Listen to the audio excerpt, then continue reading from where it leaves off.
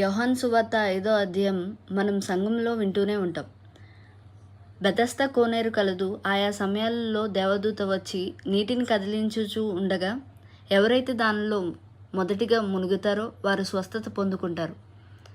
కానీ 38 సంవత్సరాల నుండి అక్కడే ఉండిపోయిన ఒక వ్యాధిగ్రస్తుడు తనకున్న బలహీనతలతో సాకులతో స్వస్థత పొందుకోలేకపోయాడు. ఈ సారాంశాన్ని మన భక్తిహీనతకు పోల్చి చూస్తే అక్కడ దేవదూత నీటిని కదిలించి స్వస్థత పొందమని చెప్తుంది. మనకైతే ప్రకృతి ఇప్పుడు కదిలింపబడి దేవుని రాకడ ఉందని తెలియజేస్తుంది.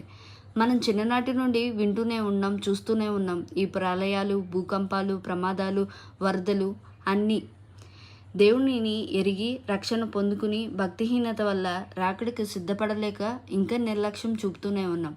అక్కడ వ్యాధిగ్రస్తునికి సెకండ్ ఛాన్స్ వచ్చింది.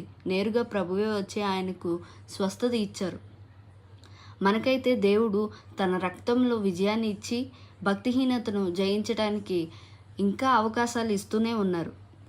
మనం చులకన చేస్తూనే ఉంటున్నాం. ఆయన ప్రణాళికలో, ఆయన చిత్తంలో రాకడ వస్తుంది. మనం నేడే అని విశ్వసించాలి.